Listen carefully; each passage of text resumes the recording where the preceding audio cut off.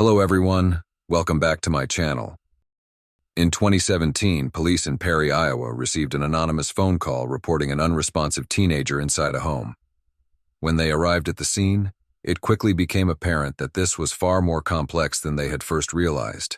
In fact, the teenage girl was the victim of prolonged abuse and neglect. It was the 12th of May, 2017, when police in Perry, Iowa received a phone call from a person informing them of an unresponsive teenager inside a home at 1708 First Avenue. This was the home of 40-year-old Misty Ray and her husband, 41-year-old Mark Ray. The couple ran a daycare out of their home called Rays of Sunshine Daycare. When the phone call was placed, Misty and Mark were not at home. They were on vacation in Disney World.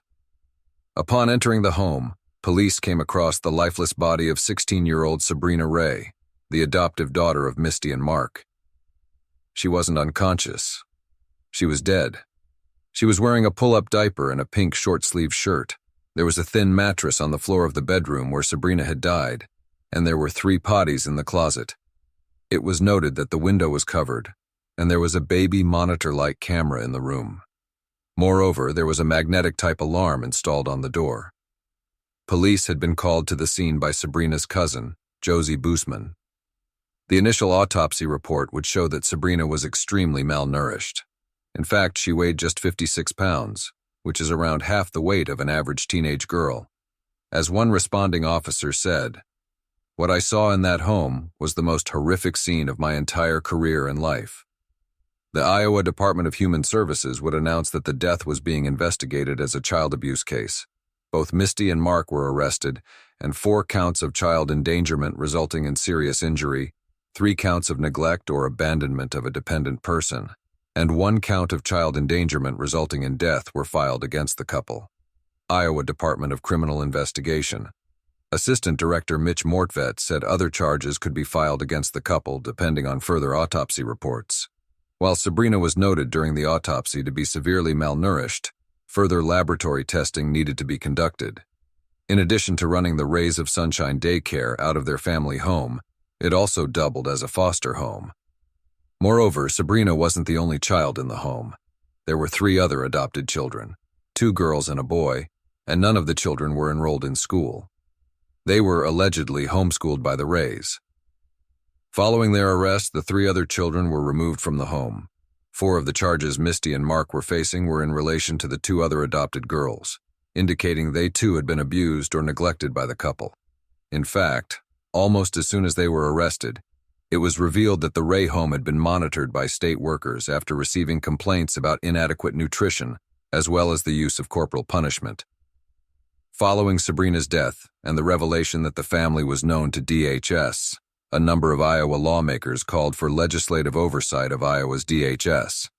In fact, Representative Abby Finkenauer called for DHS Director Chuck Palmer to immediately step down as director. DHS also had problems with rehoming, which meant that when a child was adopted, their parents hadn't realized the child maybe needed an extra bit of care. They'd become unable to care for the child and simply handed the child off to somebody that they knew, somebody who hadn't been vetted by an adoption agency. With the backlash against DHS, Chuck Palmer announced his retirement. Jerry Foxhoven was named as the new director of DHS, and it was subsequently announced that the department would launch a full review of its processes. DHS clarified that the complaints were related to the daycare Misty and Mark ran, rather than the care of their own adopted children. Adoption and foster subsidies are well-meaning laws, but far too often, they're seen as an easy source of income by people who aren't fit to be parents. Time and time again, we hear of children being abused or even killed by their adoptive or foster parents, people who only adopted them for the financial benefits. For example, according to the North American Council on Adoptable Children, those who adopt hard-to-place children, such as those with physical, mental, or emotional challenges, as well as children over the age of 8, receive monthly payments up to $900 per child. Unfortunately, some abusive individuals view this as an easy income, focusing on benefiting themselves rather than caring for the children in their charge. In too many cases like this, adoptive parents use homeschooling to isolate these unwanted and unloved children, concealing the neglect and abuse happening at home. In a cruel twist of fate, Sabrina had allegedly been neglected by her biological father, Joseph Bush, and her stepmother, Karina Bush, before being adopted by Misty and Mark. Her father and stepmother were charged with child endangerment after allegedly taping Sabrina's door closed, claiming they were doing so to see if she was sneaking out at night. A few years after this incident, Sabrina was found to have unexplained redness around her mouth. She told authorities that her father and stepmother had taped her mouth to stop her from licking her lips. An affidavit also alleged that her windows were nailed shut and the curtains stapled to prevent her from looking outside. Sabrina was eventually removed from their care. Joseph Bush denied these allegations, stating that the redness was caused by Sabrina licking her lips and that she had likely been embarrassed and told authorities what they wanted to hear.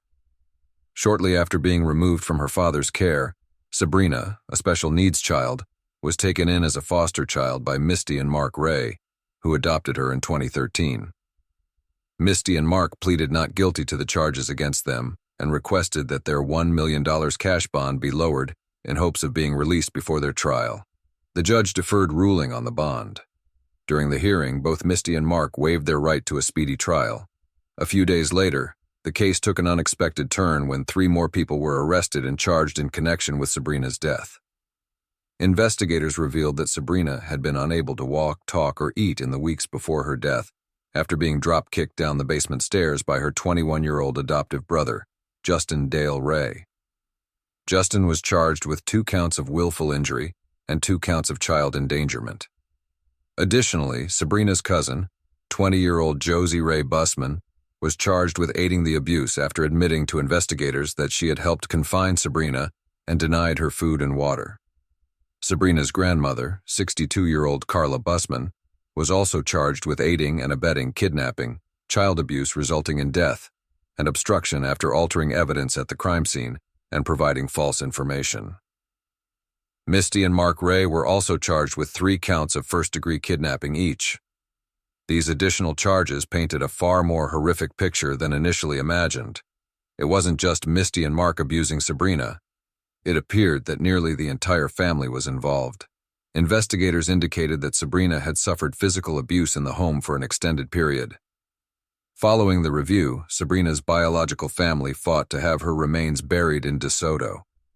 They needed Mark and Misty to waive their parental rights. These parental rights meant that Sabrina's burial was in their hands.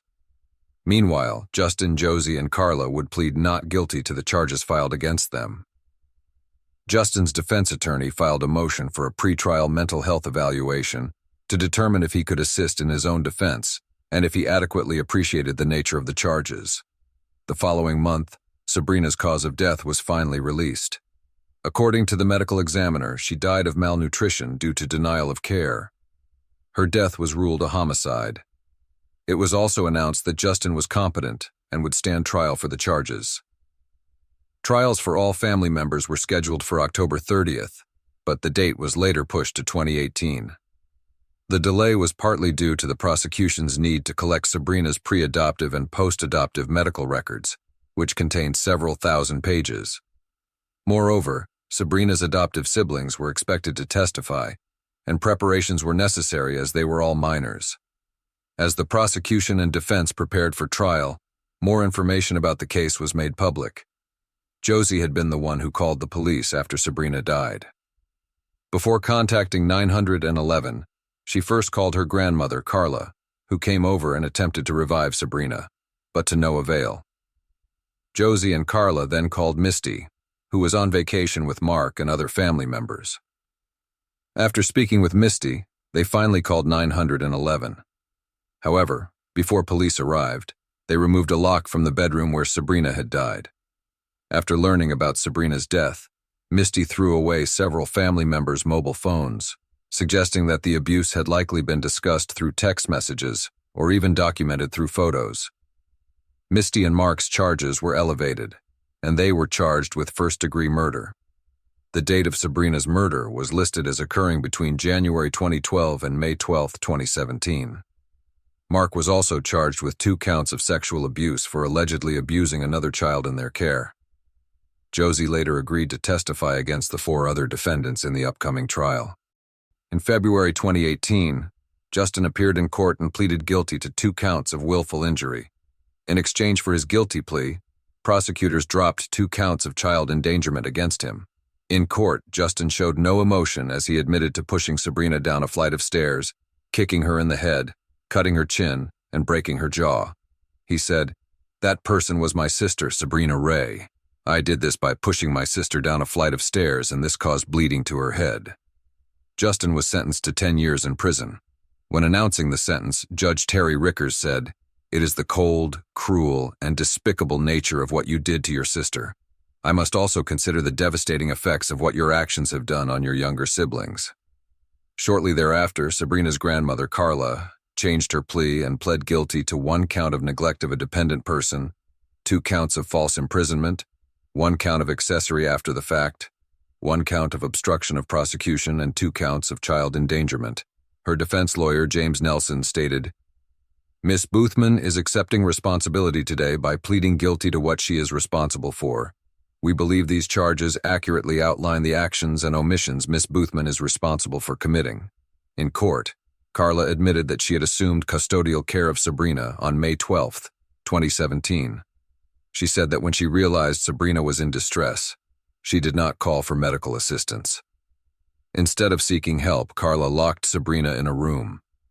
Regarding the false imprisonment charges, these related to Sabrina's adoptive siblings, identified in court as HR and MR, who had been locked in the room with Sabrina as she died. Carla admitted that before the police arrived, she removed all of the locks from the doors and hid them in her car. Assistant County Attorney Stacy Ritchie stated, "Miss Boothman stood in the position of family to these girls. They called her grandma. She called herself grandma. Yet she knew the conditions in which these victims lived, and she chose to neglect their needs on that date rather than seek medical intervention for Sabrina." Judge Rickers asked her, "How could you do that to your own grandchildren?" To which Carla replied, "I feel like I was manipulated into a situation where I wasn't completely aware of what was happening. I wish I had intervened sooner and called 911 a few hours earlier, but I can't change that fact." Carla was sentenced to 20 years in prison. In handing down the sentence, Judge Rickers said there was no doubt in his mind that the maximum sentence was appropriate, adding, "Visiting a grandma is supposed to be a dream, but apparently in this case, contact between you and your grandchildren was nothing but a nightmare." Following Carla's sentencing, more charges were filed against Misty and Mark, including ongoing criminal conduct, theft, and fraudulent practice. On September 30th, Sabrina's biological family held a celebration of life service before laying her to rest. After a long ordeal, her biological family finally had her cremated remains returned to them, so she could be buried alongside her biological grandparents. Her biological father, Joe Bush, said he never wanted to give Sabrina up and wished he could have been there for her in her time of need. Joe said the celebration of life for Sabrina had given him some closure, providing him with relief. In December, Mark reached a plea agreement. He pleaded guilty to 1 charge of child endangerment causing death and 3 charges of third-degree kidnapping. In court, he stated, "I failed to obtain necessary medical care to treat this physical disability, and my failure to obtain medical care caused Sabrina's death." He also admitted to locking Sabrina and 2 of her adoptive siblings in the home, covering the windows, and restricting their movements. Judge Rickers stated, "You, as her parent, were responsible, and should have been responsible for getting her medical care, ultimately preventing her from dying." The following month, Misty also pleaded guilty to 1 count of first-degree kidnapping and 2 counts of third-degree kidnapping. Misty and Mark were sentenced together. Before handing down the sentence, Judge Rickers said, "Mr. Ray and Mrs. Ray, your actions and treatment of your daughters in this case could be fairly described as both cruel and evil." Sabrina's sisters were forced to watch her slowly and agonizingly die.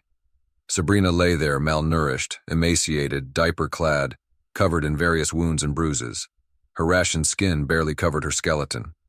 The court would hear that Misty and Mark fed the girls nothing but oatmeal, bread, and stuffing, and that they would physically abuse them, beating them and even body-slamming them. All 3 girls were forced to sleep on bare, cold floors and were confined to a room with windows that had been covered, making it impossible for them to escape or even attempt to call for help to somebody outside. It was revealed that Misty and Mark forced their children to drink soapy water, stand over freezing cold vents, and eat their own vomit. There were evidence that Mark had sexually abused one of her sisters. There were occasions where Sabrina and her sisters were not fed for 3 or 4 days at a time, and they were not given water. They resorted to stealing food from the trash can and then hiding it in their diapers. It was when Mark was searching for food in their diapers that he would sexually abuse one of the girls. When they were examined following Sabrina's death, they too were found to be severely malnourished. There was also evidence that Justin had sexually abused one of them. Misty would be sentenced to life in prison without the possibility of parole, while Mark was sentenced to 80 years in prison, ordered to serve at least 35 years before being considered for parole. In court, Misty apologized for the first time and stated, "There are no words that can express how incredibly sad I am for the hurt that I have caused our children and my poor decisions. I would give anything to go back in time and right all those wrongs. It was my responsibility to protect and love our children and not cause them pain. I failed as their mother. All this is my fault, and I want our children to know that they did nothing wrong. They are good kids who deserve better. I'm so sorry." After they were sentenced, Josie, who was the final defendant, also reached a plea agreement. She pleaded guilty to neglect and 2 counts of child endangerment.